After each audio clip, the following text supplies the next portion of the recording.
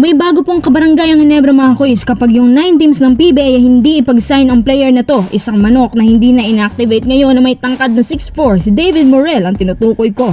At sigurado naman po ako na mapupuntang Ginebra yan. Ilang referees ng MPBL, binugbog umano ng security guard ng isang team sa MPBL. Nako, referee na binugbog, grabe naman yan. Siguro natalo sila sa pustahan. Bago tayo magpatuloy, kung nais susuportahan ang aking channel, just click subscribe and share.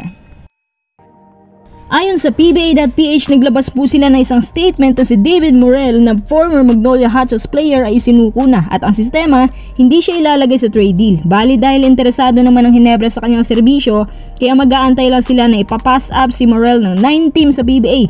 Kapag walang nagka-interest kay Morel, matik mapupunta siya sa Ginebra. Kumpirmado po yan. Siguro medyo patas naman ang ginawa dito ni Kume kasi kapag may nagka-interest kay Morel na iba, ibig sabihin hindi siya mapupunta sa Ginebra. Pag-aagawan pa rin siya ng mga teams. Kaso, kahit dadaanin pa nila yan sa ganito, tiyak naman na sa Ginebra mapupunta pa rin si Morel. Wala nang maglalakas loob na makipag-agawan sa Ginebra. Bakit kaya gusto makakuha ng Ginebra to?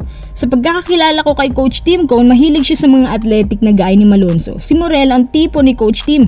Kung pagmamasdan mo mabuti kung paano siya gumalaw, hawig na hawig nga siya kay Malonzo. Si Morel may kaliitan pero sumasalaksak talaga. Hindi siya takot makipagpatayan sa ilalim at tumitira ng at least 45% beyond the arc. Matibay dumepensa, maliksi, mabilis. At yung reflexes niyan, parang Gio Halalon. No doubt na kaya pala kinuha ng Magnolia. Sayang lang dahil may mas nabibigyan ng oras si Coach Chito na ibang guards. At hindi na nga siya nakahagilap. Di ba dang contest champion yan? Kung sasalpak dito sa system ni Coach Tim, hindi lang ako sigurado kung talagang babagay. Kasi yung playing style parang bara-bara minsan. Pero nandiyan naman si Coach Tim para sa kanya.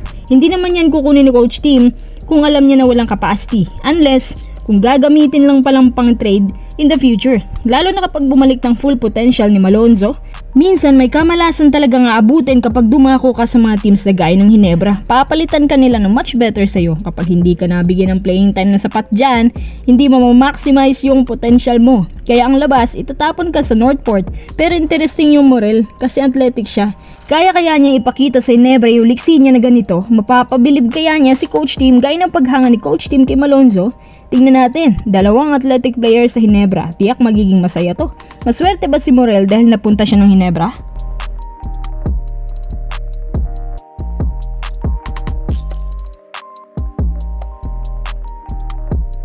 Tara, next update. Ito mas malala sa lahat ng pwede maging issue sa basketball. Sa laban ng MPBL Pasig versus Abra, nagkagulo pala pagkatapos ng labanan.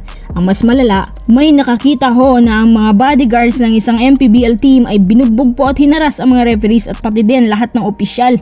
Grabe na to. Hindi naman masyadong dinetalye kung anong team, pero tiyak ako na kung sino yung natalo sa game na yon ang siyang galit na galit sa mga officials. Teka, ano bang punot dulo nito? Bale itong isang team na opponent parang natiktikan yung kabila na binayaran daw nilang referee para panalunin sila at para maparami din syempre yung free throw attempts. Tapos syempre dahil alam ng kabila yung modus, kaya nagalit sila ng husto at nagbayad din sa mga guards na bugbugin lahat pati officials at balita ko, pati yung mga pumupusta involved din sa insidenteng to.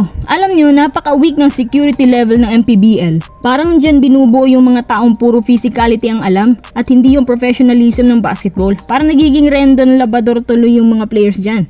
Labador ba yun? Tsaka dinadayo pa ng mga mandaraya at mananaya. Ano bang problema ng ligang yan? Hindi ko nga alam kung bakit nabigyan niya ng basbas para maging isang professional league.